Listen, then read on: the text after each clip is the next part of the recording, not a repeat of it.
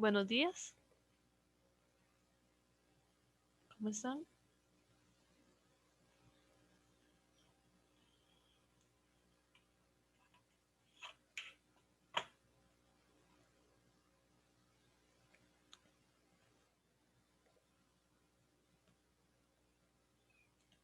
¿Pueden escucharme o, o no? Sí, profe, sí se lo escucha. Ok, perfecto. Este, vamos a ver. Somos 7. Bueno, para hoy vamos a terminar lo que es el libro Wilson Buffa, ¿verdad? Porque el libro Wilson Buffa llega hasta el capítulo 25. Sin embargo, todavía nos queda una unidad más que empezamos de este jueves en 8, ¿verdad? Esa unidad no va a ser evaluada por, por exámenes, sino por completar una serie de tareas. Eh, para esa unidad vamos a tener 2 clases presenciales, sincrónicos, eh, y vamos a meter eh, unas actividades en medio. Entonces, por favor, las semanas o las 2 clases que vamos a tener sincrónicas, es casi obligatorio que asistir, ¿verdad? Porque vamos a hacer ahí una parte de la tarea. Entonces, para que se organice, ¿verdad? Faltan como 10 días para que se organicen y recuerden asistir a la sesión sincrónica de los 2 jueves. Eh, y vamos a ver qué más hay. Este, de este jueves, de esta semana, vamos a hacer práctica. Creo que voy a intentar hacer toda la práctica el jueves para que ustedes o no tengamos clases el lunes y yo solo pueda dedicarle a atender dudas, ¿verdad? Me parece que ustedes pueden en la clase de lunes sacar ese rato para terminar la tarea eh, y si hay dudas me van avisando. Luego, ¿qué más? Ok, que nos tenemos pendiente un quiz y el examen, ¿verdad? Que me pidieron que les dijera la distribución. Entonces ya tengo la distribución. Entonces, para que apunten por ahí, tengo que para el quiz 3, entonces son 5 preguntas. La primera pregunta va a ser algo relacionado con el capítulo 22, ¿verdad? Porque el capítulo 22 son como 3 fenómenos. Entonces, cualquiera de esos les puede salir una pregunta en la primera pregunta o en la pregunta del capítulo 22. Vamos a ver rápidamente, ¿verdad? Reflexión, refracción, refracción interna total o dispersión. Y luego hay un poquito de frente y rayos, pero me parece que frente y rayos es más como para entender los fenómenos, ¿verdad? Que les dije. Reflexión, refracción, reflexión interna total y dispersión. Para la primera pregunta, algo relacionado con eso. Para la segunda pregunta va a ser relacionado con el capítulo 23.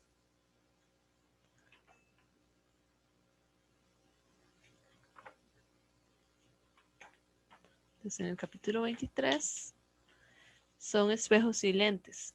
Entonces, el espejo plano, el espejo esférico, la lente.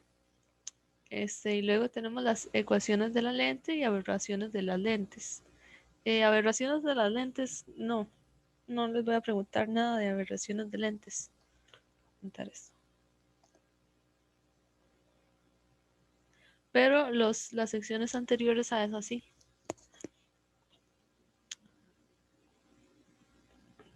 La cuarta pregunta va a ser solo no, perdón, la tercera, de interferencia o de difracción, ¿verdad? Relacionada con el capítulo 24. Pues más o menos fue lo que vimos la semana pasada, el jueves. Interferencia, entonces estaba interferencia por la doble rejilla, interferencia por película delgada, y luego estaba difracción y rejillas de difracción, ¿verdad? Están dentro de la difracción, desde la 24.1 a la 24.3. Y para la cuarta pregunta va a ser solo de polarización, que es lo que vamos a ver ahorita. De polarización. La quinta pregunta pues va a ser relacionada con el capítulo 25. Pero en el capítulo 25, que también vamos a verlo hoy,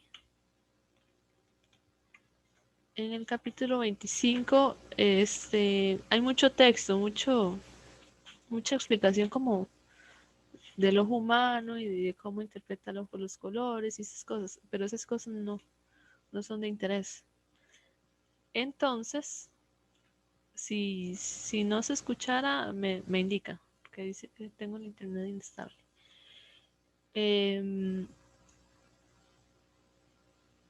Entonces, en el capítulo 25 nos vamos a centrar de manera general en las secciones 25.2, 25.3 y 25.4. O sea, de microscopios, telescopios y resolución. Y eso va a ser lo que les puede entrar en la pregunta 5. Entonces, de nuevo, la primera pregunta del capítulo 22, la segunda pregunta del capítulo 23, menos la 23.5. La tercera pregunta de interferencia o difracción, la cuarta de polarización y la quinta de microscopios, telescopios y resolución. Y ahí estarían las preguntas del quiz. ¿Cómo estudiar? Bueno, sería hacerse un resumen, ir haciendo la tarea, ¿verdad? Un resumen o ¿cómo se llama esto? Un mapa conceptual, ir haciendo la tarea, ¿verdad? Igual que los quizzes pasados, no va a ser no va a ser así como tan obvio, hay que pensar un poquito, pero si ustedes conocen bien el concepto, sale fácil. Y luego está lo del examen, ¿verdad? La prueba de desarrollo, que esas son de 4 preguntas. Entonces la primera va a ser del capítulo 22, igual reflexión, refracción interna total, o una combinación de esos fenómenos. Luego la segunda pregunta va a ser de espejos o de lentes pero simples, no combinadas, sino solamente una, o un espejo o una lente. Entonces, generalmente se les pregunta algo relacionado con el espejo de la fórmula de los lentes, ¿verdad? O de los espejos y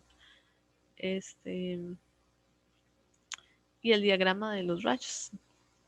Generalmente eso es lo que se les pregunta en un ejercicio de espejos y lentes. Luego, la tercera pregunta puede ser un ejercicio de interferencia, de difracción o de polarización.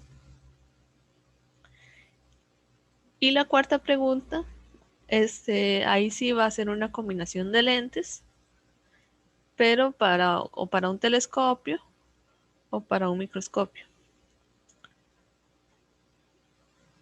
Nada más, ¿verdad? Telescopio o un microscopio. El ojo humano no lo vamos a ver. Tampoco, tampoco la última sección que dice algo así como, como el color, ¿verdad? Aunque ese texto es muy bonito, pueden leerlo, pero en términos evaluativos yo no se los voy a evaluar. No va a entrar algo en las evaluaciones que nos falta. Entonces, no sé si hay alguna duda respecto a la distribución.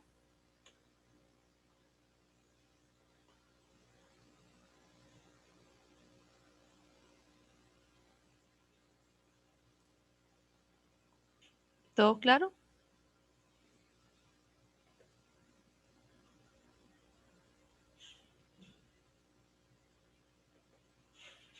¿Puede que repitan alguna parte?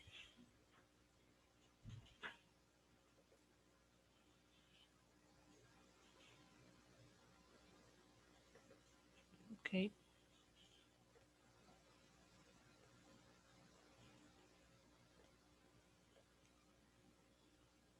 Bueno, y de este capítulo quedamos en lo que era polarización. Acá.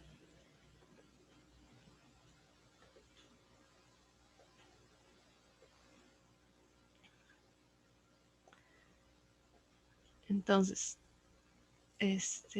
bueno, revisemos.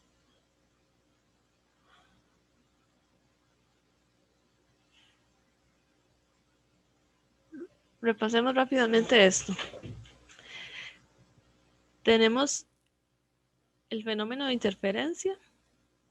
Entonces, el fenómeno de interferencia mediante dos situaciones. Uno, las rejillas de difracción perdón, con una doble rendija, ¿verdad? Dos huequitos donde se le hace incidir luz y tenemos un patrón de interferencia. Entonces, interferencia es cuando las ondas se mezclan. Entonces, uno lo que hacía era sumar o restar las amplitudes de las ondas y entonces hay momentos donde uno habla de interferencia constructiva cuando se suman. Entonces, en términos de luz es cuando vemos zonas luminosas y la interferencia destructiva es cuando se resta o vemos zonas oscuras. Se restan las amplitudes, entonces es como oscuro. Luego tenemos la interferencia por películas delgadas, donde lo que se analiza es cuánto de más fue el trayecto de una onda con respecto a la otra. Es decir, siempre vamos a tener dos rayos, porque esos son los que se interfieren. Entonces, tenemos dos rayos y analizamos cuánto de más recorrió ese rayo para así saber si hay una interferencia constructiva o destructiva dependiendo de si llegan con esa configuración, una cresta y un valle, no se ve la luz, ¿verdad? Interferencia destructiva, o llegan con dos crestas, que es interferencia constructiva. Y ese recorrido de más depende del grosor y de los medios, porque también teníamos que pensar en cómo cambiaba la fase. Y luego tenemos la difracción, que es nada más por un huequito, cómo se esparcen o despliegan las ondas. Y entonces se forman patrones de difracción. Ese despliegue de las ondas va a depender del tamaño del agujero, ¿verdad? Si es muy grande, las ondas no se van a ver tan diferentes antes y después, pero cuando es muy pequeñito, relacionado con la longitud de onda, entonces ahí sí se va a hacer muy notorio el efecto. Por ejemplo, en este caso eran planas, es decir, eran como líneas, los frentes de onda, y donde pasan agujeros se vuelven como esféricas. Entonces esto es difracción.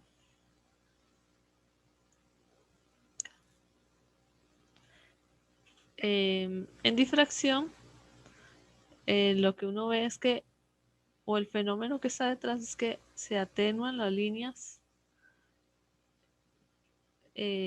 hacia los lados, se atenúan, se ven más oscuritas aquí hasta que se pierden.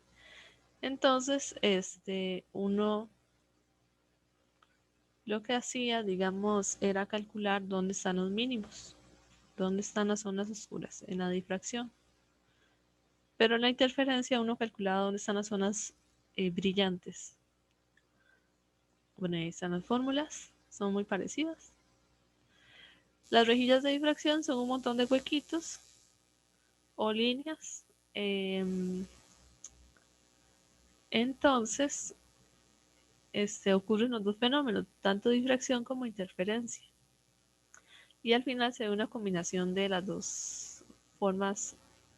Entonces se ven una zona brillante y varias atenuadas, pero con un montón de picos en medio.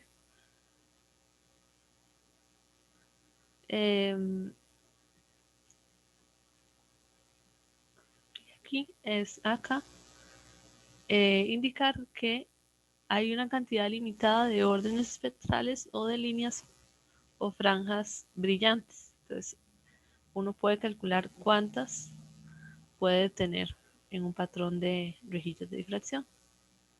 Como aplicaciones de difracción, pues difracción de rayos X, donde se utiliza básicamente la ley de Bragg, que está relacionada con cuánto de más fue el recorrido de la onda y el número entero de longitud de onda para que haya una interferencia constructiva. Entonces, una interferencia constructiva son zonas luminosas y se ven puntitos. Eso es lo que se ve. Esos puntitos después se relacionan con el tamaño del átomo, con la distancia o los parámetros de red. Y entonces después uno hace como una matemática inversa. Eso no se hace, digamos. No, no se ve, pero los programas ya traen, o los programas de los aparatos de difracción ya traen toda la matemática para hacer como el cálculo inverso y después ustedes obtienen la estructura cristalina y le dicen de qué átomo es, dónde está posicionado, etcétera, etcétera. Y lo que nos quedaba de este capítulo, polarización. La polarización está relacionada con la orientación del campo eléctrico, nada más.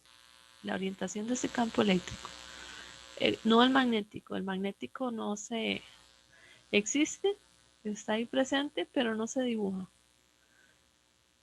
Tal vez recordarles que una onda electromagnética está compuesta por un campo eléctrico, un campo magnético y tiene una dirección de propagación con una velocidad de la luz, ¿verdad? La dirección de propagación puede ser, en este caso, cualquiera de las dos direcciones tal que sean perpendiculares el campo eléctrico y magnético. Y la dirección de propagación es hacia dónde se dirige el rayo. Entonces, para la polarización, lo que se dibuja generalmente es el rayo. Vamos a enseñarles el rayo. Este es el rayo.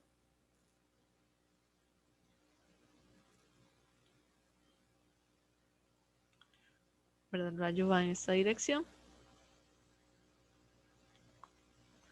Y esos puntitos, perdón, estas flechitas que están acá, esos son los campos eléctricos. Entonces, el campo eléctrico, si usted ve, oscila en este plano.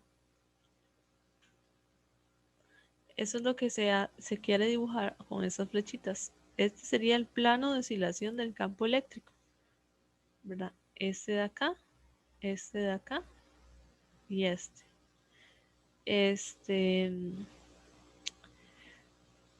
El campo magnético no se dibuja, es solo el campo eléctrico. Sin embargo, observen que aquí hay unas flechitas torcidas. Esta de acá, por ejemplo, esta de acá.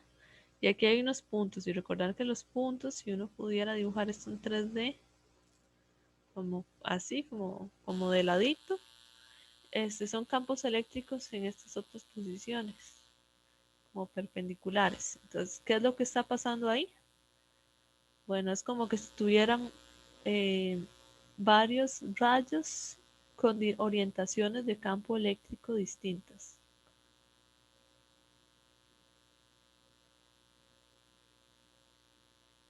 Se podría pensar como que si fueran varios rayos. Uno tiene el campo eléctrico perpendicular, otro un poco torcido, otro completamente horizontal. Y esto se dibuja porque al final de cuentas, cuando usted tiene un rayo, usted tiene una combinación de ondas, ¿verdad? Las ondas se pueden sobreponer, combinarse, ¿verdad? Entonces, este tipo de esquema de dibujo hace referencia a esa combinación de las ondas. La luz natural, la luz que viene del sol, tiene esta característica.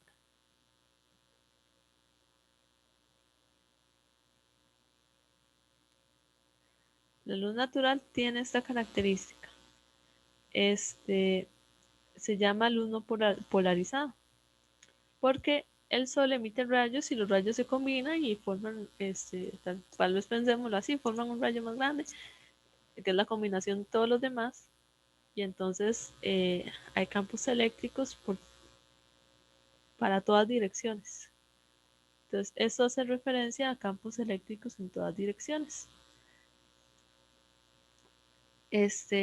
Aquí pues trataron de esquematizar, me parece que les falta como el que es así, ¿verdad?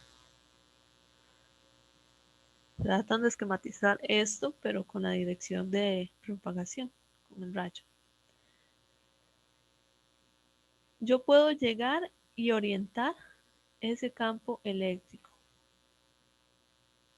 Entonces, cuando llego y lo oriento,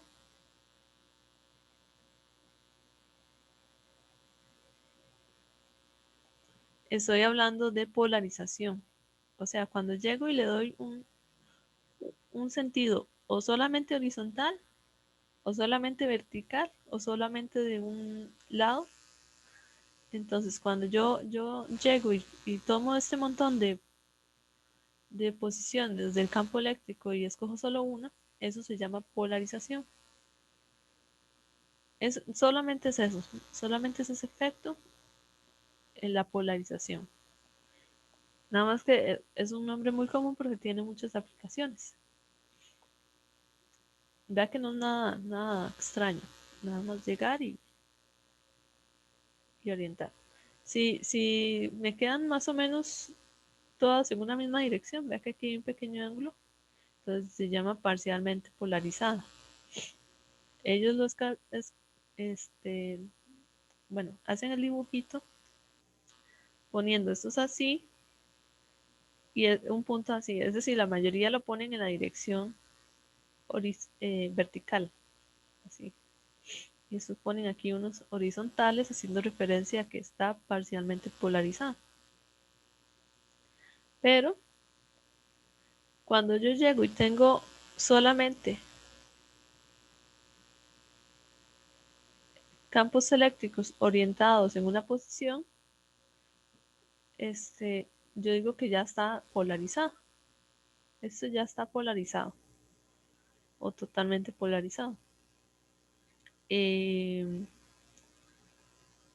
Linealmente polarizado. Bueno, pero significa que todos los campos eléctricos están orientados. En cambio aquí están casi todos orientados y aquí están al azar. Es como la diferencia. ¿Ok? ¿Alguna duda hasta el momento?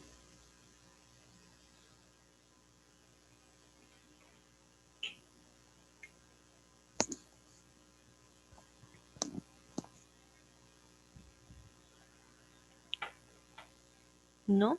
Ok.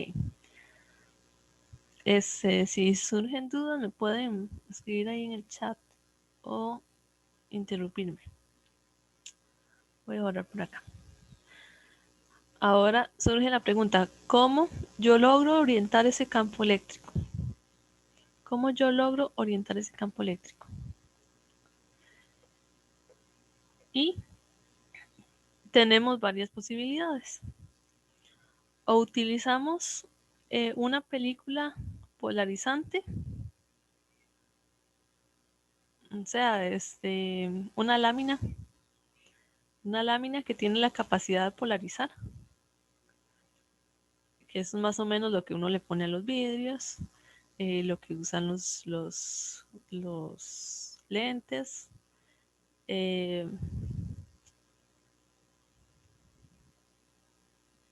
Y mira, Se me acabó la presentación. Me faltan varios. Me faltan dos. Bueno, yo siempre nada más los menciono. Podemos tener un material.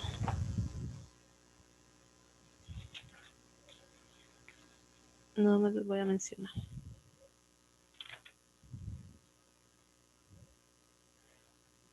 Como el de la figura 24.25, que es como un cristal, entonces la luz pasa por el cristal y se polariza y sale el otro lado polarizado. O, bueno, eso se llama polarización por doble refracción o birrefringencia.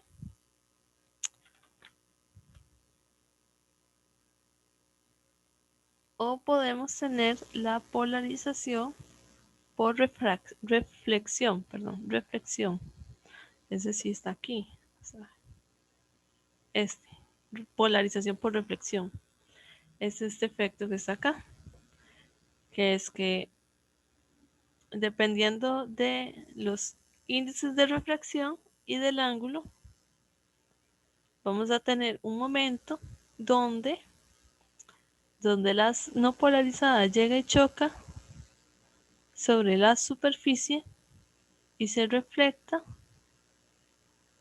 y se refleja. El rayo reflejado va a ser polarizado, va a estar polarizado acá. Es decir, donde llega y choca sobre la superficie,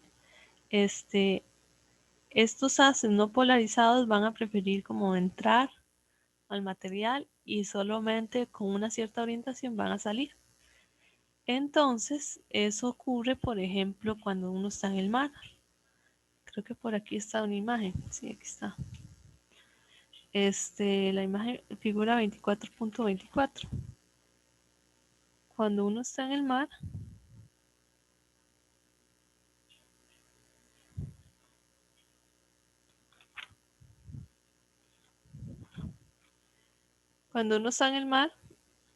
la luz del sol choca sobre el mar y uno ve un reflejo.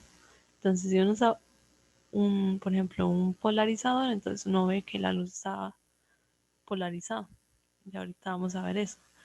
Qué raro. Esa presentación le falta una filmina. Pero no importa.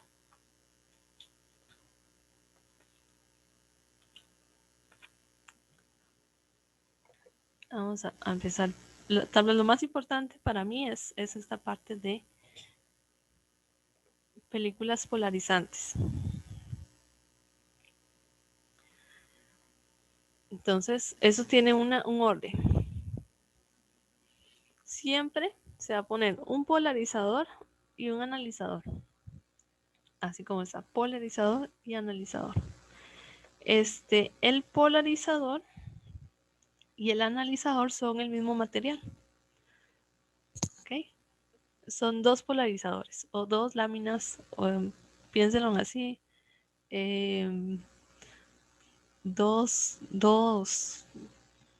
Como está acá en esta imagen, dos cristales de lente o dos lentes. Bueno, aquí hay dos cristales de lente. Uno es el polarizador, el polarizador es el primero donde pasa la luz y el segundo se le llama analizador porque es el que analiza cómo es la orientación de esa luz. ¿Okay? La función de uno y el otro es diferente, pero en el fondo son el mismo material, como en la imagen que son dos lentes. En el polarizador llega e incide la fuente de luz. Entonces puede ser un bombillo, puede ser luz del sol, puede ser un láser. En el laboratorio se usa un láser.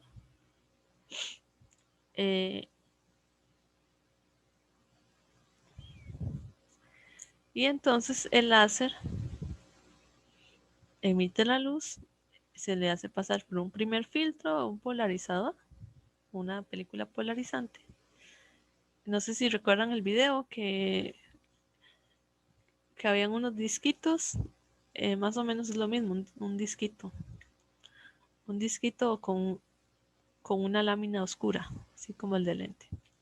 Entonces llega, pasa la luz, se polariza y estaba no polarizada. Vea que lo ponen con una frecuencia de flecha, punto, flecha, punto. No polarizada.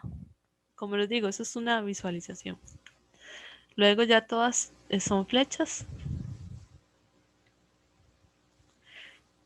Y en el analizador, bueno, esta parte es la misma. Pero en el analizador, entonces yo le oriento el analizador.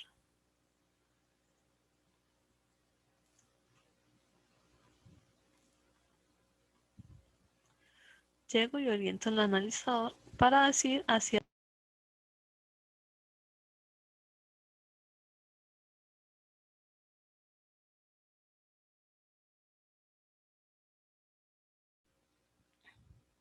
Ay, disculpe que se me fue el internet. Vamos a ver. ¿Ustedes me escucharon la última parte?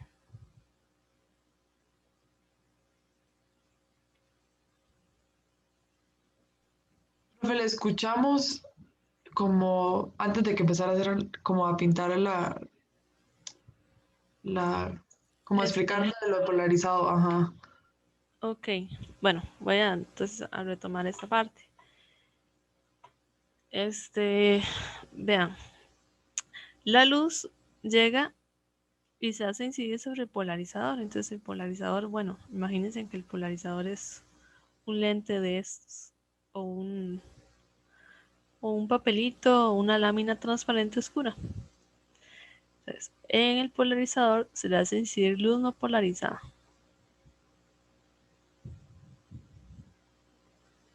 Entonces, se simboliza por flechas y puntos. Flecha, punto, flecha, punto, flecha, punto. Pasa por el polarizador y ahora son solo flechas.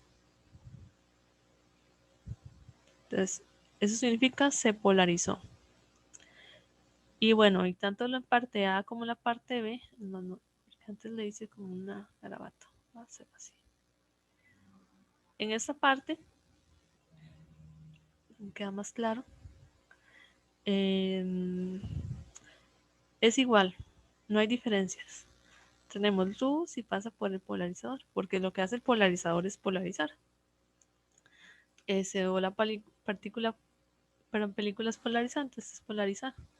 Pero esta segunda lámina es el mismo material que el polarizador, nada más que tiene una función diferente. Tal vez voy a ponerle aquí.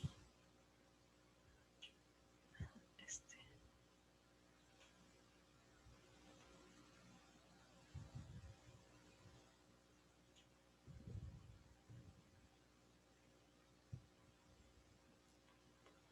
La función es diferente. Entonces, ¿qué es lo que hace diferente al analizador del polarizador? Bueno, que se usa para verificar la orientación.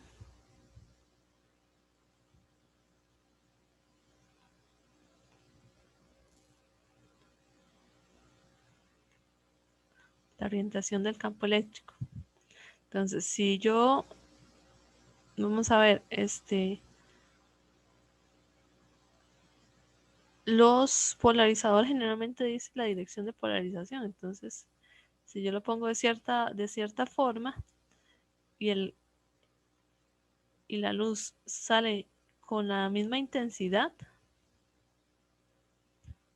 entonces la orientación o el polarizador, pero, o el analizador permite el paso de la orientación.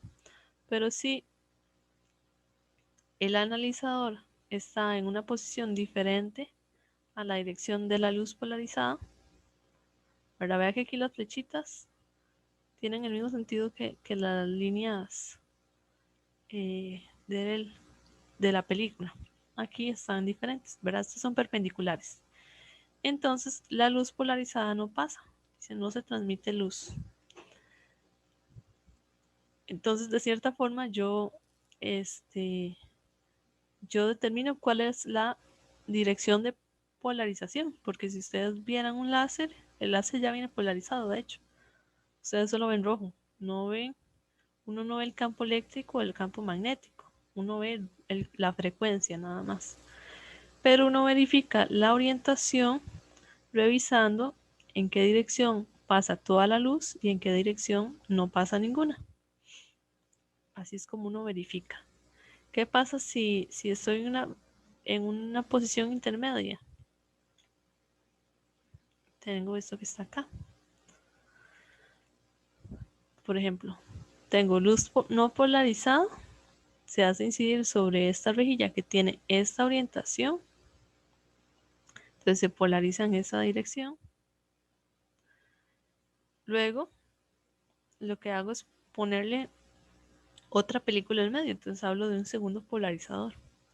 Entonces, tengo el campo eléctrico en esta dirección y las líneas del polarizador en este sentido. ¿Ok? Entonces, lo que me hace el segundo polarizador es proyectar. Es como lo que hacíamos con los vectores, si recuerdan. Uno tenía aquí un vector y entonces uno proyectaba con funciones trigonométricas cuál estaba en el eje X y cuál estaba en el eje Y. Entonces hace exactamente lo mismo porque el campo eléctrico es un vector.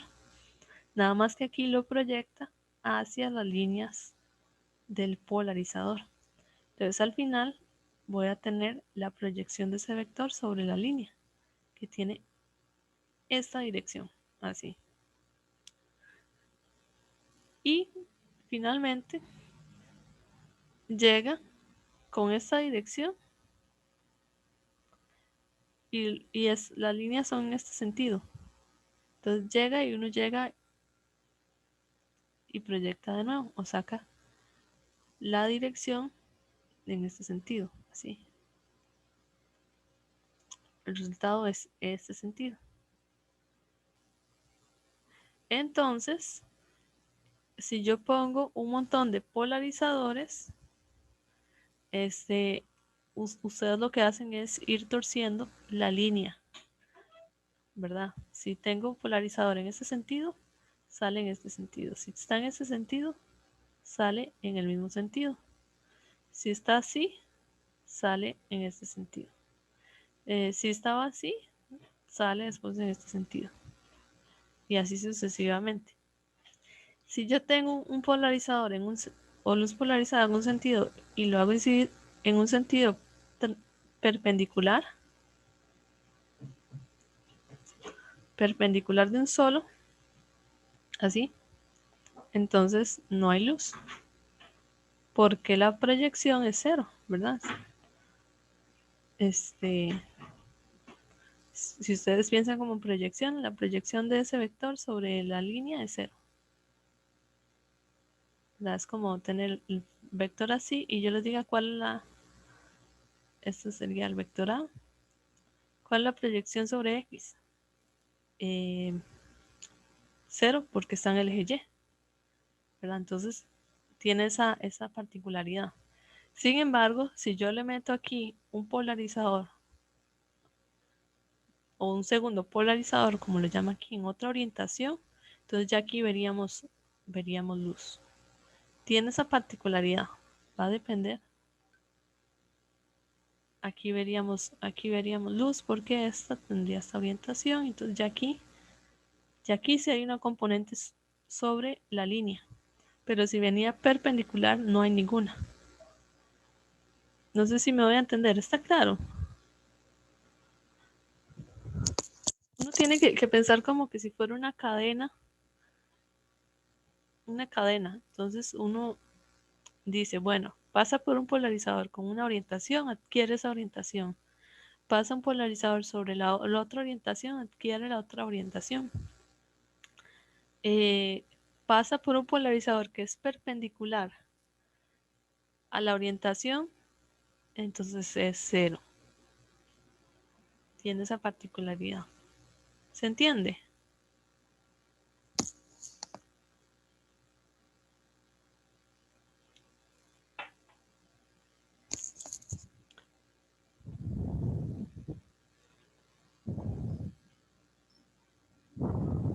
Si no se entiende, es buen momento para explicarlo nuevamente porque eso les va a salir, algo así les va a salir eventualmente en el quiz.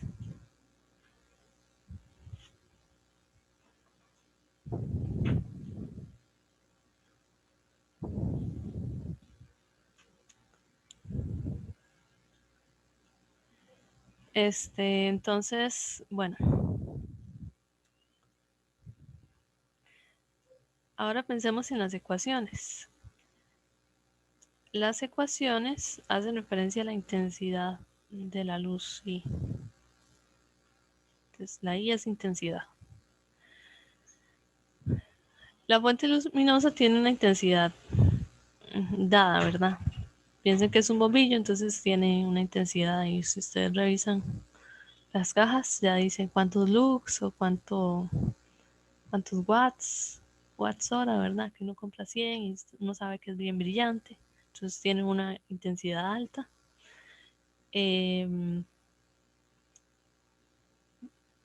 bueno, ustedes tienen aquí la fuente luminosa con una intensidad ya dada y la hago pasar por el polarizador.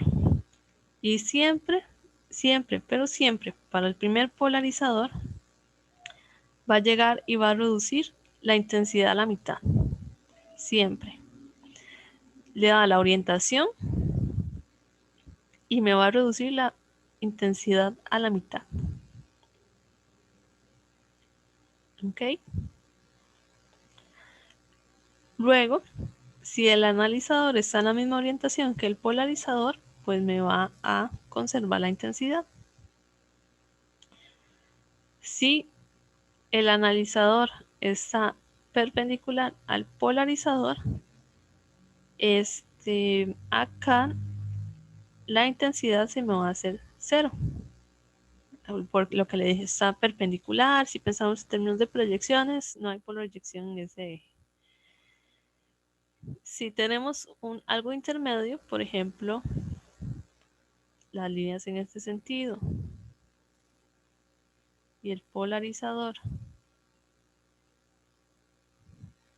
en este sentido, entonces vamos a tener una orientación en el mismo sentido de las líneas, acá y acá, pero la intensidad, la intensidad se me va a disminuir.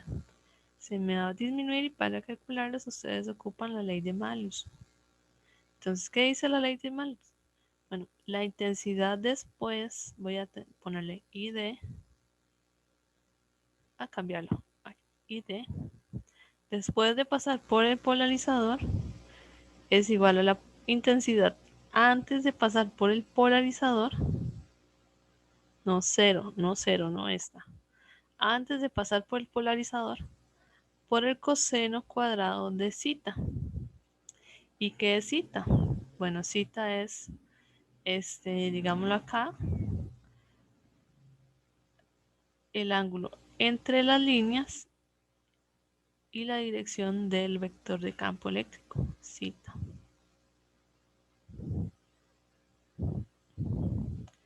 De hecho, si usted coseno de zeta es la dirección esta de acá, ¿verdad? Decir, el vector coseno de zeta me da un vector en esta dirección. Entonces, le ponen un poco cuidado. Aquí yo les estoy hablando en términos vectoriales porque yo, digamos, la parte vectorial ya la vimos bastante. Sin embargo, en el libro no hacen mucha referencia a la parte vectorial. Nada más hablan del ángulo. Pero es básicamente lo que yo les digo. El campo eléctrico es un vector, entonces hay que pensar en las proyecciones. Entonces ahí sale. El coseno cuadrado, ¿por qué coseno cuadrado? Bueno, porque estamos hablando de intensidades, no de vectores como tal, ¿verdad? Yo el vector de campo hay una matemática ahí detrás que después yo lo paso a intensidad y entonces aparece el coseno cuadrado. Ok. Entonces eso es lo que dice Malus. La intensidad después del polarizador es igual a la intensidad antes del polarizador por el coseno cuadrado. Y si la intensidad antes es I0 medios, entonces yo sé que la intensidad después es igual a I0 medios coseno cuadrado de zeta. ¿Ok? Para que se los digo porque este 0 muchas veces confunde mucho. Crean ustedes que es el inicial, pero no, es lo que está atrás del polarizador. ¿Está claro?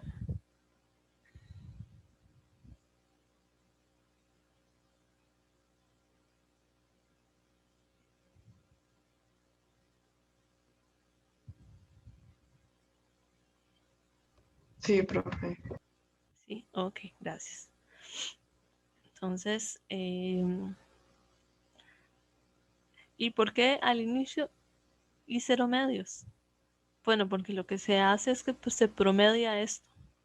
Se promedia la ley de Malthus. Entonces, cuando yo promedio un coseno cuadrado o seno cuadrado, entonces eso me da un medio. El promedio de estas funciones trigonométricas, pero al cuadrado, generan un medio. Entonces, por eso sale ahí un medio. Entonces, simplemente ustedes ponen un medio y ya está. Ahora, con tres polarizadores, aquí está. Con tres polarizadores, tengo I0, pasa por el primero, I0 medios. Pasa por el segundo, ley de Malthus, y vea que aquí ya usaron el IA. Lo que estaba antes de polarizador, polarizadores I0 medios. Entonces, I0 medios coseno cuadrado de zeta. Revisan cuál es el ángulo entre esta flechita y el polarizador. Este es zeta. Este es el zeta de acá. Y acá, tienen que usar el anterior, esto que está acá, que es IA, coseno cuadrado del ángulo alfa, ¿verdad? O el ángulo zeta, como quieran ponerle. Sería ángulo entre este y las líneas del polarizador. Entonces, ustedes verifican, ¿verdad? Tienen aquí el polarizador, las líneas son en este sentido. El ejercicio te da este de acá. Por alguna razón le dieron digamos que sea 30 grados, digamos que le dieron el mismo, puede ser que les dé diferente. Eso nada más hay que verificar problema por problema, ¿verdad? Ustedes trazan aquí el campo eléctrico, las líneas, aquí hay un ángulo. Y este es el ángulo de interés, que es 90 menos zeta, ese que se usa acá. Entonces vea que se aplicó la ley de Malthus, pero como es como una especie de cadena, entonces aparece esta ecuación que parece complicada. Pero ustedes en polarizadores van a resolver el problema en orden. Entonces pasan de aquí a acá, de aquí a acá, de aquí a acá, en ese orden. Y entonces no hay forma de perderse. ¿Ok? ¿Alguna duda?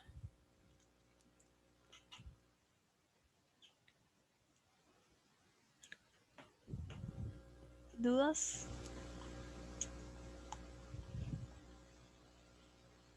No. Ok. Y vamos a lo último.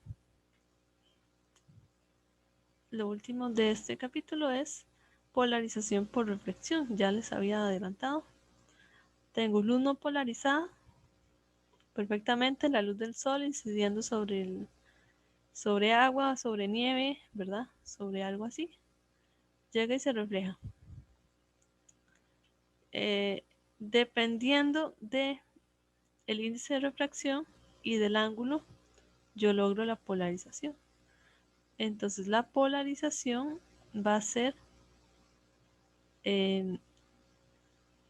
paralela a la superficie. Entonces, paralela a la superficie en este sentido. ¿Verdad que la superficie, vamos a ver,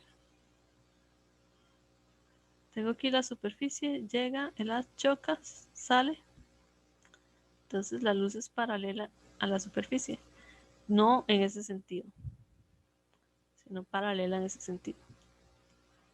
Es un poco raro de imaginar, pero bueno. Lo importante acá es que aparece una ecuación. Esa ecuación es esta que está acá, que me dice cuál es el ángulo de polarización. ¿Ok? Me dice cuál es el ángulo al cual yo tengo que ponerle o tengo que incidir la luz, o sea, cuál es el ángulo de incidencia para lograr que el ángulo reflejado, perdón, para que el rayo reflejado esté polarizado. Ahí, ahora sí. Entonces, esa condición se cumple cuando entre el rayo reflejado y el rayo refractado ocurre un ángulo aquí de 90. Cuando yo tengo un ángulo de 90, entonces ahí ya tengo polarización por reflexión.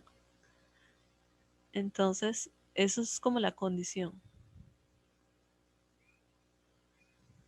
Y como consecuencia, pues tengo esta ecuación. Que dice el ángulo de polarización es igual a tangente a la menos 1 n2 entre n1. Ahora les pregunto, ¿cómo calculo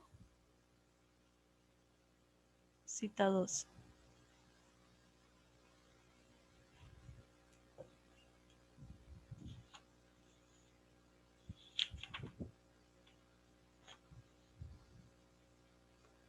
¿Cómo puedo calcular yo cita 2?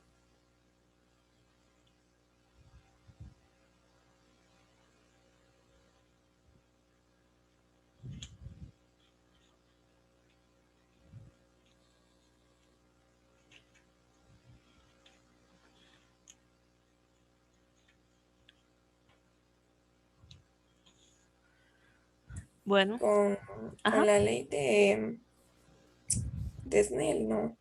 exacto. Ley de Snell. No hay otra. Siempre que usted tenga esto de acá, siempre que ustedes quieren calcular el ángulo refractado, aplican ley de Snell. No hay, no hay otra herramienta. Muy bien. Ok. Bueno, y eso sería lo de polarización. Vea que polarización sí tiene este, bastantes, bastantes cositas para evaluar.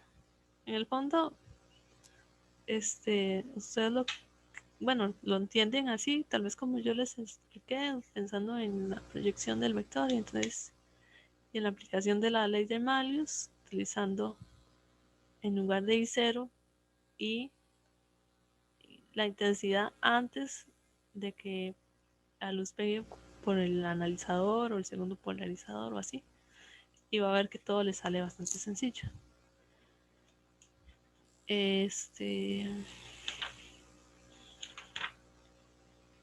Ok. ¿Alguna duda antes de empezar con lo otro?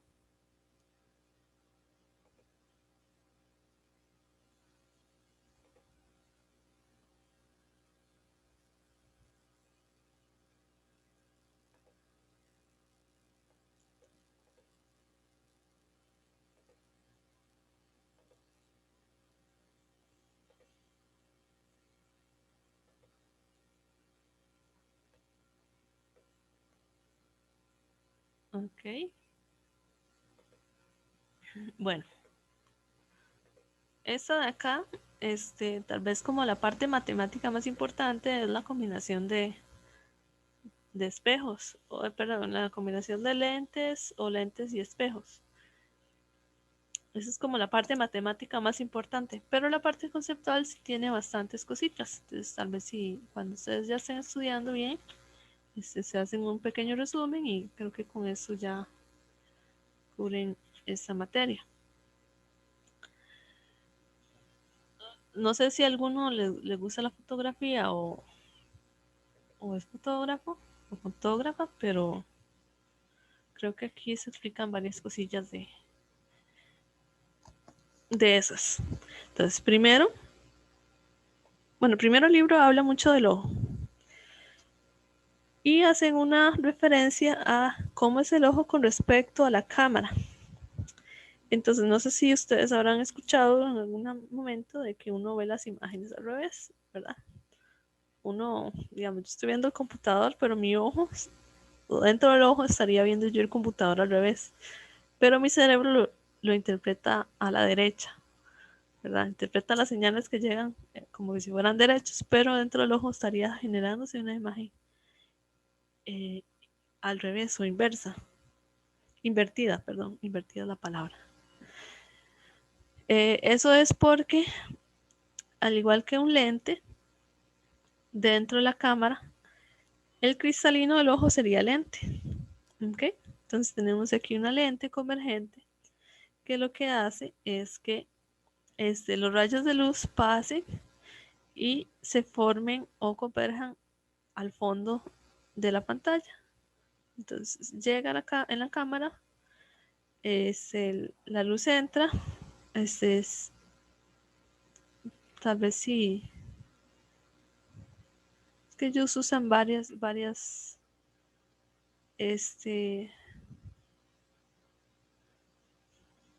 a ver, uno utiliza los mismos tres rayos del capítulo 22, pero siempre hay más rayos, entonces aquí están como simbolizando otros rayos. Todos los rayos llegan y forman la imagen, entonces quedémonos nada más con esa idea. Entonces tenemos el objeto y tenemos la imagen. Y como esto es una lente convergente, y no sé, los que recuerdan del laboratorio, si uno ponía aquí una imagen de una lente convergente, se formaba una imagen invertida. Entonces es lo mismo. Básicamente es lo mismo. Aquí se forma la imagen invertida. En el caso del ojo, pues se forma también la imagen invertida. Aquí al fondo del ojo hay unas células especiales, unas células que responden a la luz, que se le llaman bastones y conos. De hecho, ahí en el libro detallan muy bien, ¿verdad? De que hay 3 tipos, de cada tipo es sensible a una frecuencia.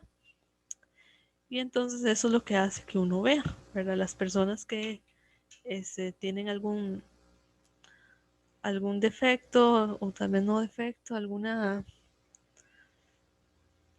pues sí, no les funciona bien esas células, entonces ahí tenemos las diferentes variaciones, como las personas que no pueden ver ciertos colores, o las personas que ven en blanco y negro. Yo conocí a una persona que veía en blanco y negro, y he tenido varios estudiantes que no diferencian colores. Es decir, es común, no son casos aislados. Yo no sé si alguno de ustedes padece eso, pero básicamente por aquí está eh, ¿cómo se llama esto? La explicación del problema.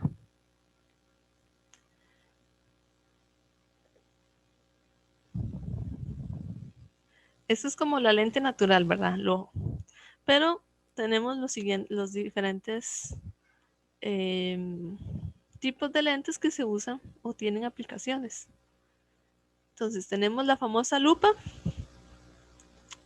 Entonces la lupa es básicamente una lente de aumento. Nada más una lente convergente que se pone a cierta distancia.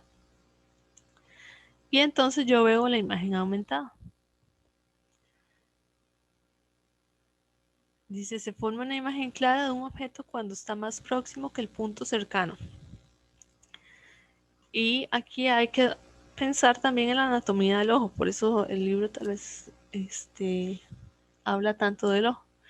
Y básicamente dice que un punto cercano donde yo pueda ver bien la imagen, o así, ¿verdad? Que ese punto cercano del ojo son a 25 centímetros. Entonces, por ejemplo, si ustedes pusieran si ustedes ponen sus dedos a 25 centímetros, ustedes los ven claramente. Si ustedes lo alejan, lo ven claramente. Pero si ustedes lo acercan, ustedes ya no lo ven claramente, ustedes generalmente ven como una imagen doble. Pueden hacer el intento, ¿verdad? Uno aquí no enfoca, básicamente es eso, uno no enfoca. Ay, uno no enfoca. Entonces, si uno quiere ver la lente, perdón, el punto, o el objeto de forma clara, uno tiene que ponerlo al menos a 25 centímetros, alrededor de 25 centímetros. El libro utiliza el, el punto estándar de 25 centímetros. Entonces, todos los cálculos están hechos para 25 centímetros. Ahí especifican, ¿verdad?, de que depende un poco de la persona. Entonces uno llega y coloca la lupa, se acerca a la imagen, uno la ve grande. Pero si uno quiere enfocarla, entonces la imagen debería estar como 25 centímetros. Eso es básicamente como la idea central. Por ejemplo, aquí tengo la mosca, ¿verdad? Entonces, si yo acerco la lupa a la mosca, pues yo la veo grande. Si yo la acerco mucho, se ve un poco rara, ¿verdad? Se ve difusa. Pero si uno la aleja, entonces ya se ve más clara. Básicamente por ese efecto de los ojos.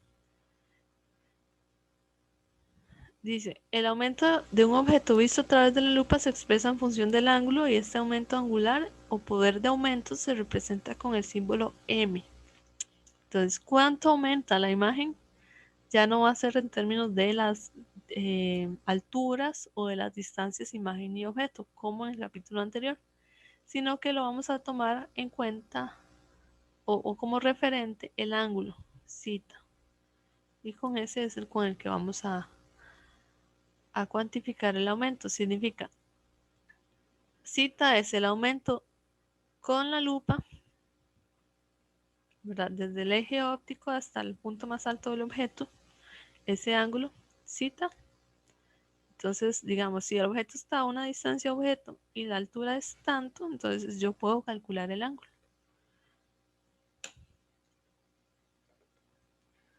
¿Verdad? Aquí hay un triángulo. Este triángulo que está acá. Entonces yo uso una función trigonométrica aquí, que en este caso sería la tangente.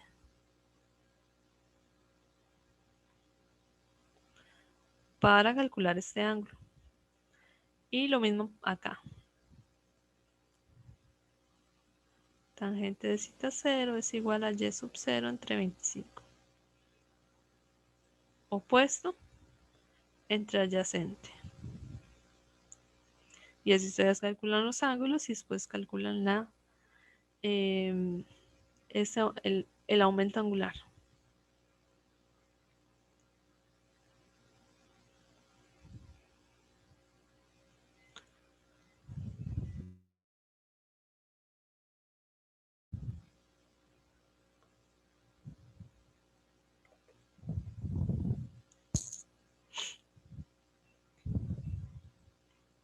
Dice, el aumento angular máximo se representa cuando la imagen vista por la lupa está en el punto cercano al ojo y significa que cuando la imagen está a 25 centímetros del ojo.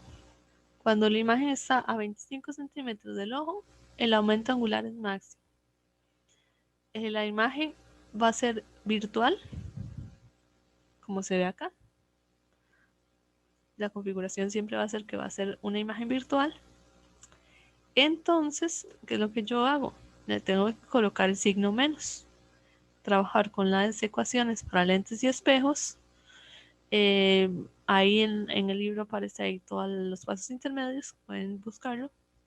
Pero lo importante es que entonces yo encuentro una ecuación para el aumento angular con la imagen en el punto cercano al ojo, con la imagen en 25 centímetros, donde yo lo único que necesito saber es el foco. Y el foco, pues si ustedes compran una lupa, en la caja les viene cuál es la distancia focal. Entonces, si les dicen que la distancia focal es a 20 centímetros, entonces les ponen aquí 20. en centímetros. No usen metros, usen centímetros, porque el 25 está en centímetros, para que tengan ese cuidado. ¿Qué pasa si la imagen está muy largo? O sea, está como en el infinito. Entonces yo utilizo esta otra. Es decir, si yo uso la lupa para ver algo, y la imagen está muy largo, entonces yo utilizo esta otra de acá. Este es un ejemplo. Veamos más fácil los ejemplos. Dice, Sherlock Holmes usa una lupa con 12 centímetros de distancia focal. Recuerden, cuando hablamos de distancia focal es la magnitud. Y cuando hablo de foco es el punto. Entonces, la distancia focal es de 25 centímetros. Para examinar el detalle fino de unas fibras textiles en la escena de un crimen. ¿Cuál es el aumento máximo que se da a la lupa? ¿Y cuál es el aumento para ver con el ojo relajado? Entonces, ¿cuál es el aumento máximo? Cuando me pregunten aumento máximo, utilizo esta ecuación que está acá, en el punto cercano. Esta, 1 más 25 entre F. Entonces, 1 más 25 entre F. F son 12 centímetros. Es una lente convergente. Es focus positivo. Más 12. Aquí no le ponen el más, pero sí lo dejan positivo. Entonces, el aumento es de 3.1. Ustedes lo meten en la calculadora, le da 3.1. Entonces, se le pone la X haciendo referencia al aumento. 3.1 aumenta 3.1 o 3.1 por la altura, ¿verdad? Entonces, la altura del objeto, entonces uno obtiene la altura de la imagen. Luego dice, esta tal vez la parte B es como la más diferente. ¿Cuál es el aumento para ver con el ojo relajado? Y para ver con el ojo relajado, o sea, para no hacer un esfuerzo muscular de los ojos para enfocar, eso es para enfocar, sino que uno lo ve tranquilamente, no tiene que hacer como mucho esfuerzo para enfocar. Entonces uno utiliza la otra ecuación que dice 25 entre F. Entonces 25 entre F es 2.1x. Entonces, de esa forma, yo ya tengo los aumentos solicitados. ¿Alguna duda?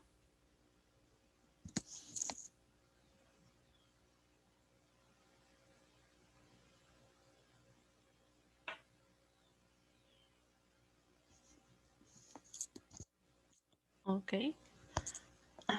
Bueno, hablemos del microscopio. Y al microscopio compuesto, se le llama. Dice, consiste básicamente en un par de lentes convergentes. Entonces, un microscopio compuesto son dos lentes convergentes. A uno se le llama ocular, que es el que está más cerca del ojo. El ocular está cerca del ojo. Y el otro se le llama objetivo, que es el que está cerca del objeto. Tal vez así lo pueden asociar el nombre con dónde está ubicado. El ocular al ojo y el objetivo al objeto. Dice, produce una imagen real, invertida y agrandada de un objeto colocado un poco más allá de su foco. Un poquito alejado del foco, no mucho. Entonces, el objeto puede ser, por ejemplo, una bacteria, una, ¿verdad? Algo muy chiquitito, una semilla, alguna cuestión ahí biológica. Llega y se coloca en el cristal. Uno llega y acerca estos aparatitos que básicamente tiene aquí el ocular y el objetivo. No, perdón. Estos son los objetivos porque el ocular está por acá. Se acerca al objetivo hasta que se logre ver el objeto, ¿verdad? Uno lo acerca, lo modifica. Tiene ahí un montón de cosas para darle vuelta, para acercar y alejar. Entonces ahí es donde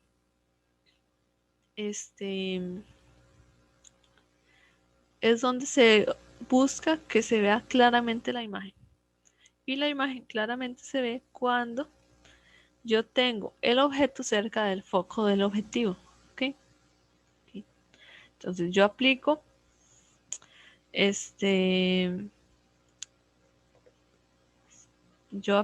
aquí, por ejemplo, los rayos. Entonces dice, tengo un rayo paralelo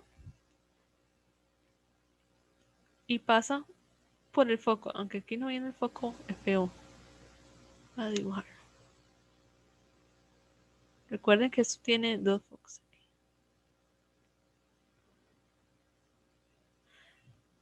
Pasa paralelo y luego pasa por el foco. Y nada más hacen el que pasa por el centro. Si ustedes recuerdan, con solo 2 rayos es suficiente para determinar dónde está la imagen. Entonces la imagen está aquí. El objeto imagen. Pero esta imagen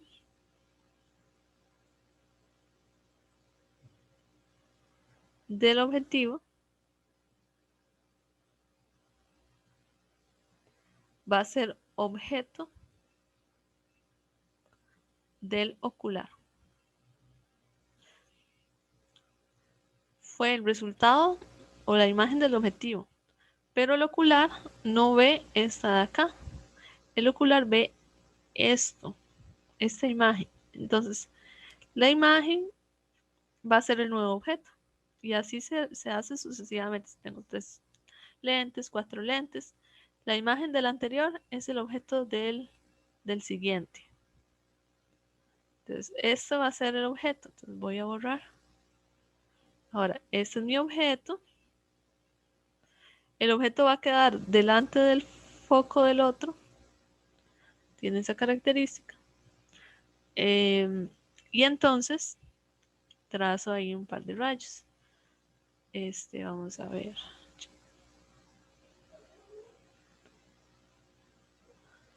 Bueno, aquí no los trazaron en realidad. Pero si no quiero los traza. Por ejemplo, el que pasa por el centro.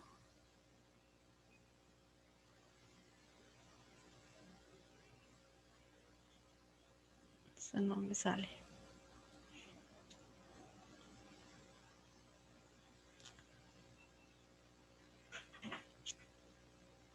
Qué vacilo. Bueno, hagamos algo para no perder el tiempo acá. Para no hacer esto, yo les voy a subir un video donde yo hago este ejercicio. Acá, ellos lo que hicieron fue llegó el rayo acá y lo devolvieron. Pero uno perfectamente traza aquí el lente convergente y hace las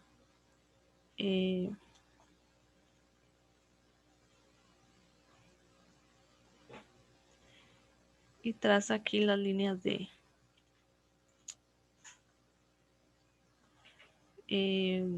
los rayos y entonces obtiene aquí la imagen. El asunto es que si ustedes también recuerdan, si está aquí, el objeto está antes del foco, entonces voy a tener una imagen virtual.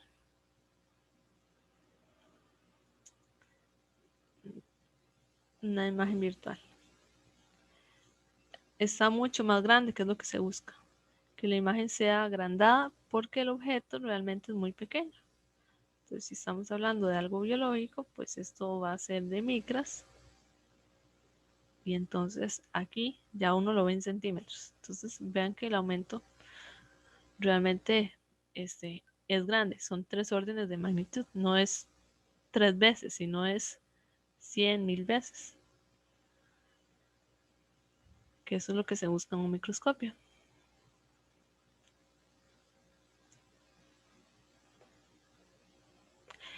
El aumento para la combinación de lentes es la multiplicación de los aumentos por separados. Entonces, el aumento para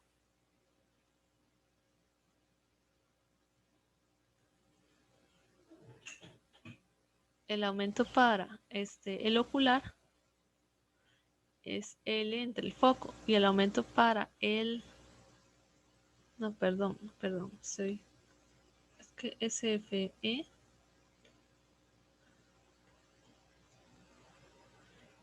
el objetivo es el O y el ocular es el E. Entonces, el aumento para el objetivo es L entre el foco, y el aumento para el ocular es 25, porque si ustedes recuerdan, 25 es donde se ve claramente el objeto. Entonces, de nuevo aparecen los 25 entre el foco del ocular. Aquí también, bueno, esta misma ecuación la reescribieron acá. El menos porque sale invertido. Si la magnitud es invertida, sale negativa. Y luego tenemos que, como esa 25 centímetros, todas estas cantidades deben de estar en centímetros. Entonces, el L, que es la distancia entre las lentes, debe estar en centímetros y los focos en centímetros. Porque si no, les va a salir malo el aumento. Luego tenemos, por ejemplo, aquí hacen ¿cómo se llama esto? La salvedad de que dice en un microscopio de un aumento de 100x, entonces se indica 100x como m, pero siempre hay que tomar en cuenta de que es invertido. Se invierte la imagen, ¿verdad? Este menos lo omite, ¿verdad? Pero sí existe.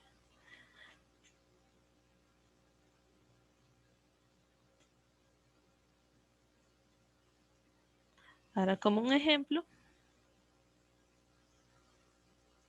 para el cálculo del aumento, pues si tenemos las distancias focales del objetivo y del ocular, entonces tenemos que el objetivo tiene una distancia focal en milímetros, hay que pasarlo a centímetros, 1 centímetro, las del ocular 4 centímetros, la distancia entre las lentes de 20 centímetros, más o menos 20 centímetros es la distancia de aquí a aquí, y pensando en el instrumento.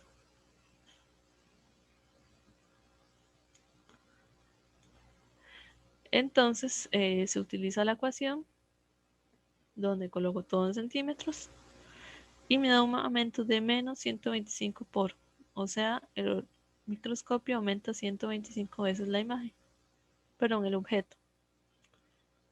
Y el signo negativo está invertido, pero si ustedes revisan los oculares que traen los instrumentos, vienen positivos.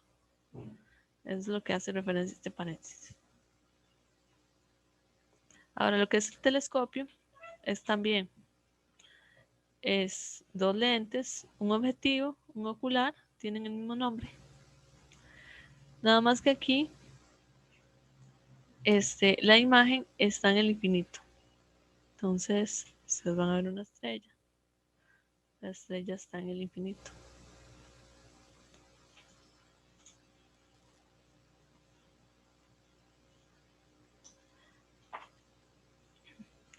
Significa que los rayos van a venir paralelos. La lente convergente los va a unir en un punto.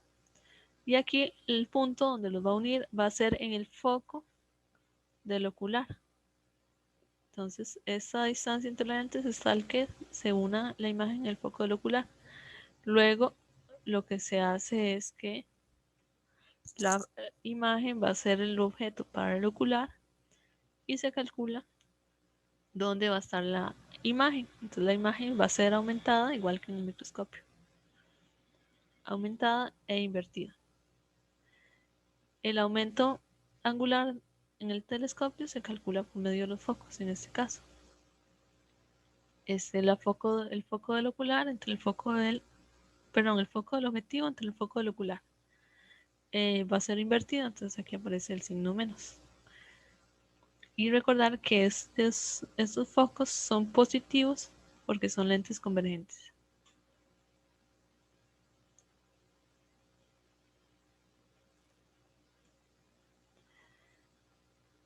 Yo puedo tener configuraciones en telescopios para poder generar imágenes derechas. Entonces, por ejemplo, utilizando un ocular divergente, acá, en un ocular divergente, tengo que el objeto que va a estar en el infinito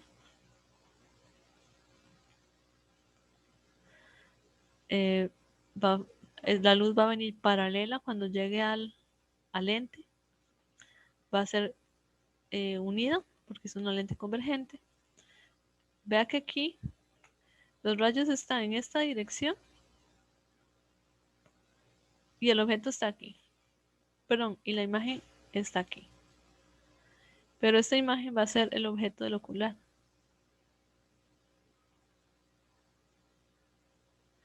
Entonces, este es el caso especial donde yo hablo de un objeto virtual. Aquí ya apareció el objeto virtual. Entonces, cuando los rayos de luz vienen por un sentido y el objeto no se formó aquí donde vienen los rayos de luz, sino que se formó al otro lado. Entonces, esto es un objeto virtual. Entonces, luego pasa por el ocular y se forma aquí la imagen. No voy a entrar en mucho detalle, pero aquí se forma la imagen.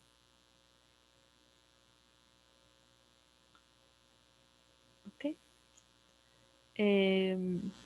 Creo que nada más este sería como el caso especial. Por el momento, este sería el caso donde hay un objeto virtual. Entonces, si ustedes recuerdan, cuando el objeto era virtual, la distancia imagen, pero la distancia objeto es negativa. En todos los demás casos es positivo. Ahora, bueno, ese sería el telescopio de Galileo. El telescopio terrestre, tengo aquí la luz, llega paralela porque viene del infinito, converge. Ahora, tal vez un detalle, siempre que la luz venga paralela y converge en el foco. ¿Verdad? Estos de aquí son focos, porque por definición eso era el foco. Punto donde convergen los rayos. Entonces, aquí se genera la primera imagen. Esa imagen va a ser el objeto para la segunda. Entonces aquí se hicieron los rayos. ¿Ven? Aquí se hicieron los rayos.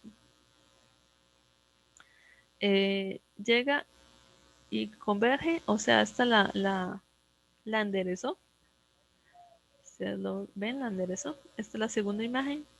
Esta segunda imagen va a ser el objeto para la tercera.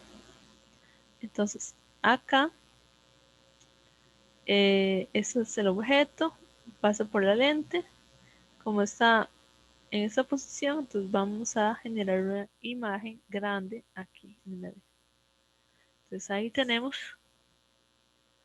la imagen de esos tres lentes. ¿Cómo sé yo que tal vez acá una diferencia entre esta imagen virtual y la imagen real? Y es que la imagen está donde llegan los rayos. ¿Verdad? Aquí llegan los rayos y la forma. Y está delante del lente. ¿Verdad? Aquí no hablamos de izquierda o derecha, simplemente donde llegan los rayos forman la imagen y la imagen está formada antes de la lente. En cambio, en la imagen virtual los rayos vienen de un lado del espejo y la imagen se forma del otro. Entonces es un poco raro, ¿verdad? Es como contradictorio. Entonces cuando tenemos esta situación es cuando hablamos de objeto virtual. Todos estos casos que vea que aquí está el objeto, aquí están los rayos y aquí van los rayos y todavía no han pegado al lente. Entonces eso es una imagen que después es un objeto real. Espero no haberlos confundido. ¿Alguna duda?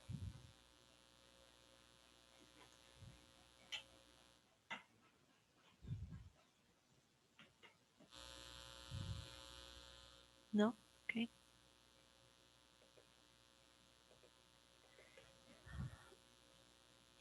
Tenemos el telescopio reflector. Hablamos de telescopio reflector porque refleja la luz. Entonces, ¿cómo yo reflejo la luz? Bueno, con un, eh, con un espejo. Entonces, aquí abajo del reflector aparece un espejo que básicamente lo que hace es unir, o bueno, tal vez voy a hacer de nuevo la estrella. Aquí está lo que yo estoy viendo, la estrella. La estrella, como está muy lejana, genera los rayos paralelos. Llegan aquí paralelos y después chocan con la lente. Es una lente cóncava, entonces lo juntan en el foco. Porque eso es lo que ocurre. Cuando están paralelos se unen al foco. Y para yo poder ver, porque aquí yo no veo nada, para yo poder ver tengo que hacerle un agujero acá y colocar un ocular, poner un espejo acá. Entonces los rayos se reflejan nuevamente. Pasan por el ocular, aquí se forma la imagen, pasan por el ocular y yo veo. Entonces es una configuración diferente. Los refractores solo tienen lentes y los reflectores tienen un espejo, ¿verdad? Porque reflejan la luz, pero también tienen el ocular.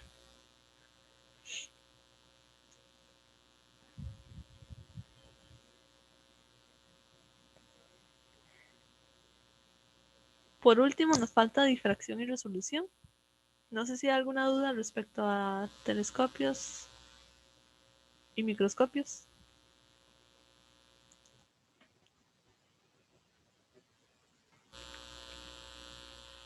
No, no. Okay.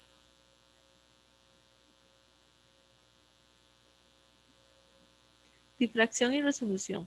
Entonces, resolución hace referencia a la distinción en una imagen, la distinción de los objetos en una imagen, ¿verdad? Si ustedes tienen una imagen muy pixeleada, no dices que no se ve nada, ¿verdad? Tiene poca resolución.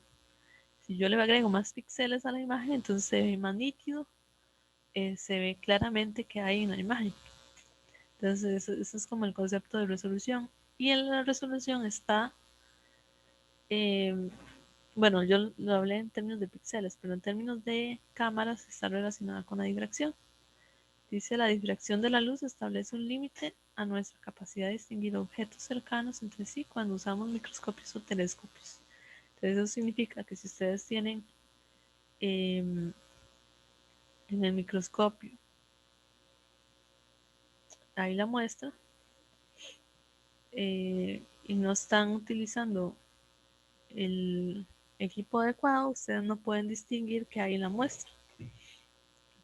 Algo así.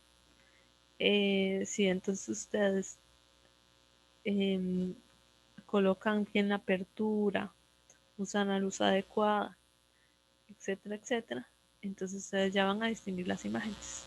Y es algo así como lo que se ve en esta de acá, que son dos focos. Entonces, si hay poca resolución, yo no sé si aquí hay uno o dos fuentes de luz, digámoslo así. Pero si yo mejoro, si yo hago si fuera una cámara, hago más pequeña la apertura, eh, entre otras cosas, yo distingo después claramente que hay dos focos ahí, pero aquí yo no sé. A eso hace referencia a la resolución en términos de física, ¿verdad? Y para eso lo que hacemos es pensar en las en los patrones de difracción. Entonces digamos que aquí tengo yo este patrón. Ese patrón de difracción es como que si fuera solamente de esta fuente de luz. Y luego tenemos otro patrón de difracción, suponiendo que solamente existe esa fuente de luz. Y aquí está la apertura, que es muy importante. Entonces, ¿cómo yo distingo que hay dos objetos? Bueno, porque veo, lo que ocurre es que yo veo los dos centros más brillantes separados de una posición media aquí oscura. Entonces yo sé que hay dos objetos cuando veo aquí una línea oscura. Entonces ahí es donde aparece el criterio de Rayleigh, que es el que me dice cuál es la condición mínima para que un objeto esté resuelto, así se le llama. Significa que si yo tengo esto así uno sobre otro, ahí yo no sé si hay dos objetos o hay uno, ¿verdad? Yo solo veo un punto, ¿verdad que esto son intensidades? Yo solo veo un punto muy intenso. Cuando yo hago esto así, yo veo un punto intenso, pero como ovalado. Quiero que se empiecen a imaginar eso. Cuando yo lo hago así, todavía veo un punto intenso ovalado, pero más ovalado que así. Y cuando yo llego y hago eso, esto así, vea que las intensidades aquí,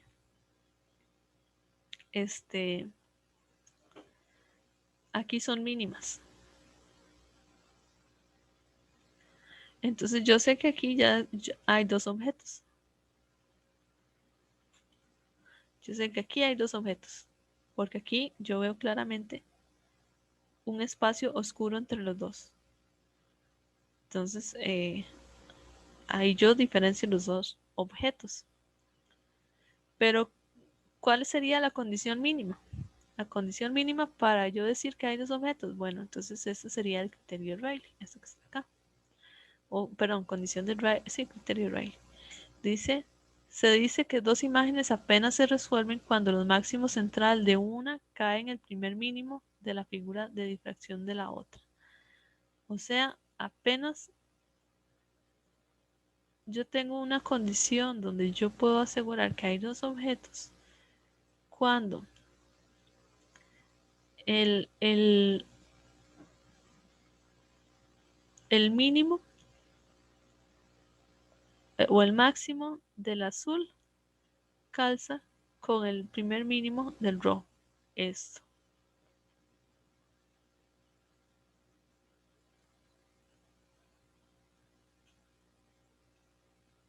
Eso es lo que se busca. Si yo tengo esto, yo tengo la condición mínima, sería algo así, donde yo aseguro que hay dos objetos.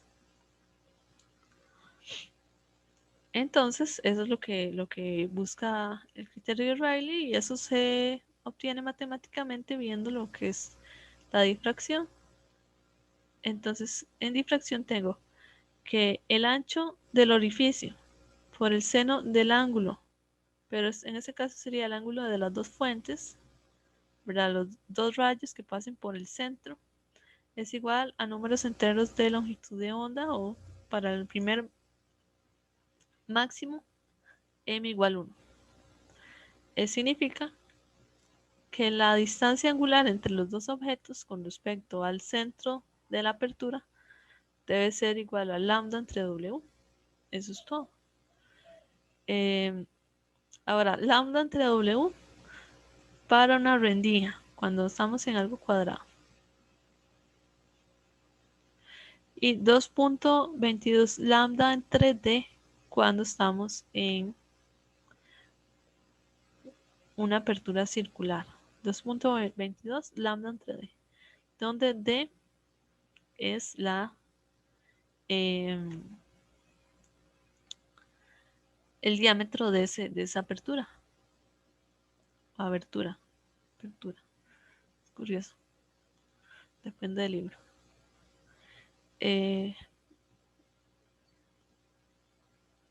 Pero depende de la geometría, entonces así vamos a usar o esta fórmula o esta fórmula. Entonces hay que estar atentos a la hora de leer el ejercicio.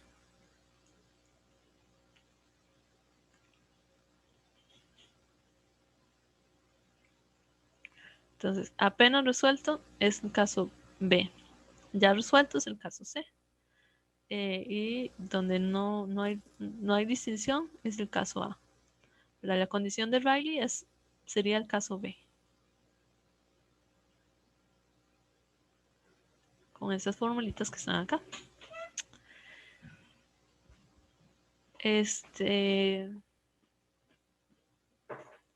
La separación o la distancia entre las dos fuentes de luz, esta de acá, esta es la S, entonces sí, se utiliza eso que está en esta otra filmina, acá.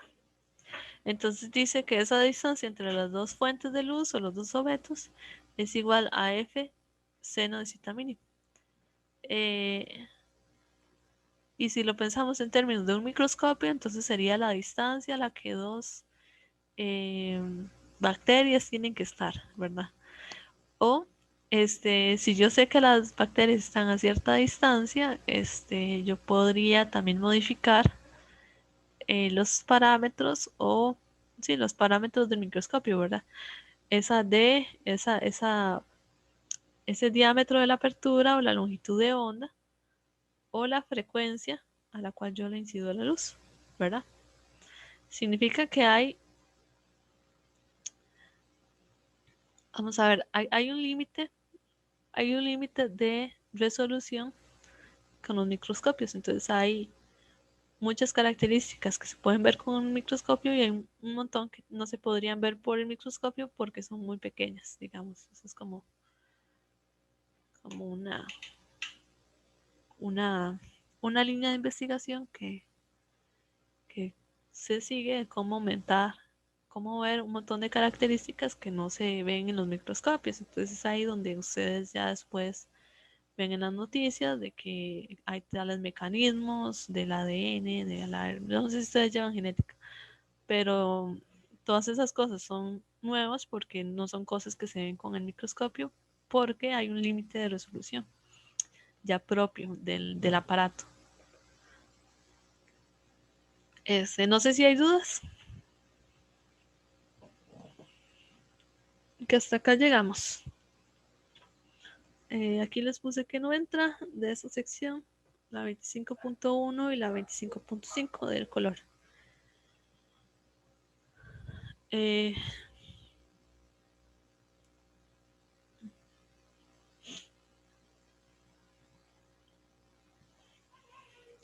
Tengo por decirles, yo creo que solamente es.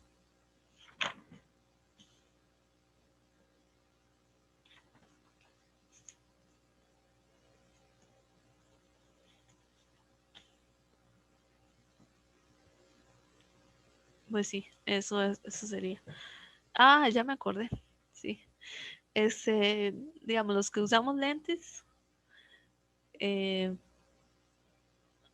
de- hay como un truco que, digamos, que si ustedes se quitan el lente y hacen un huequito con sus dedos, así, vamos a ver dónde está la cámara, así, hacen un huequito ahí con sus dedos, ustedes pueden mejorar la resolución de su ojo.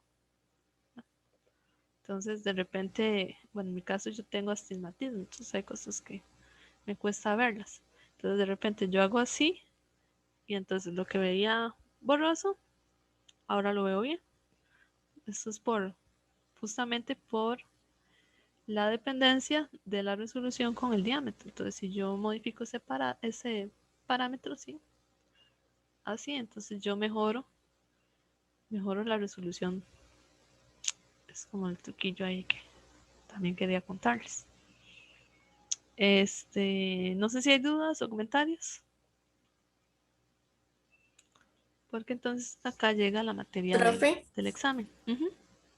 yo tengo una duda, pero es con respecto al lab. Al laboratorio. Ajá, Ujú. adelante. Es que, bueno, voy a estar sin internet desde la tarde como hasta el miércoles. Entonces era para saber si podía habilitar el prelaboratorio antes para poder realizarlo ahora en la mañana. El prelaboratorio. Ok. Ujú. Sí, Voy ok, apenas termine, voy a revisarlo. Sí, gracias. ok, no de nada. Sí, el laboratorio vamos a ver de qué es.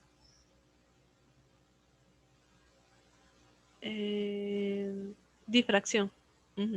Difracción. Sí. Igual, cualquier cosa me manda un mensaje por correo. ¿Alguna duda respecto a la materia o a la distribución de los temas en el examen y en el quiz?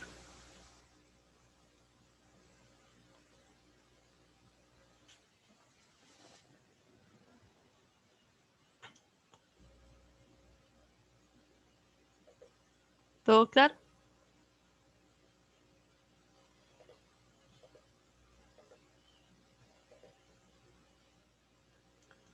Si todo claro es, no están seguros.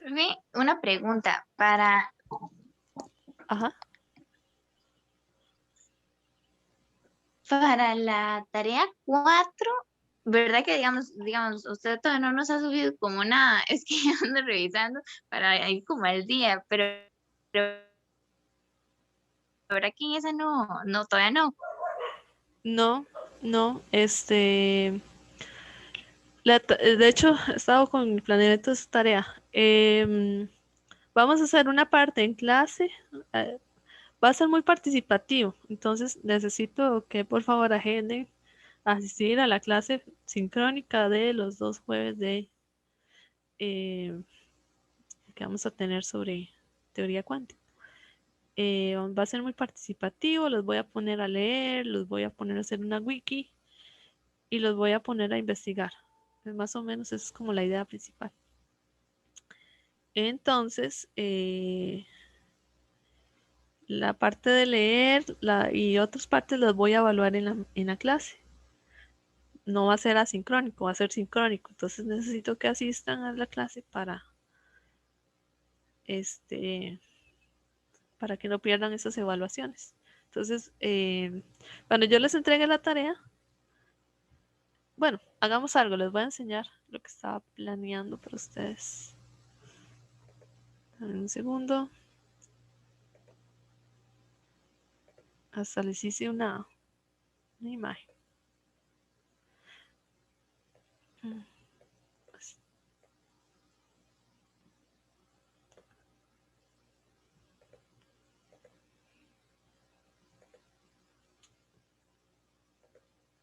Ok, entonces más o menos eso es lo que estaba haciendo. Entonces, son muchas cosas. Entonces, por ejemplo, aquí, estas son como las actividades, son un montón. Una lectura, van a hacer unas discusiones, un foro, vamos a evaluar en la clase algunas cosas, van a hacer una wiki y después van a hacer una pequeña investigación. Entonces son varias cosas, va a estar bastante dinámico, porque en realidad son bastantes puntos de la nota, creo que son 15%, si no me equivoco, solamente de esta parte de teoría cuántica. Entonces lo quise hacer más dinámico para salir un poco de la rutina. La condición ahí está van a haber 2 horas de clase, son nada más 2 horas de clase, pero 2 horas de clase, como decir, magistral, pero el otro rato van a hacer evaluaciones o discusiones de clase. ¿Verdad? Entonces necesito que agenden que agenden la asistencia a estas 2 lecciones que están en el cronograma del curso. No sé si eso le responde, Diana.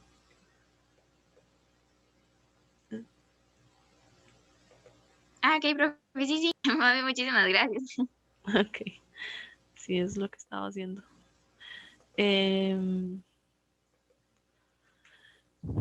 Vamos a ver, ¿y qué más? No, pues yo creo que ya la siguiente clase va a ser, ¿qué dice Anclaje? La siguiente clase va a ser práctica, y si terminamos la práctica toda la siguiente clase, entonces el lunes no habría clase, y si no la termino, entonces habría clase. Entonces estamos en eso. Bueno, si no hay más, yo me despido de ustedes, que estén bien. Y si hay dudas, me escriben al correo. O las horas consulta también, ¿verdad? Igual que siempre. Ahí me ha gustado mucho que ustedes están muy apuntados en hacer las tareas y demás. Y voy a habilitarles el prelaboratorio para Catherine principalmente. Entonces, si no hay más, que estén bien, estudien bastante. Ya nos falta poquito. Hasta luego. Gracias, profe. Hasta luego. Hasta luego. Gracias, profe. Con gusto. Hasta luego. Gracias, profe, hasta luego. Hasta luego.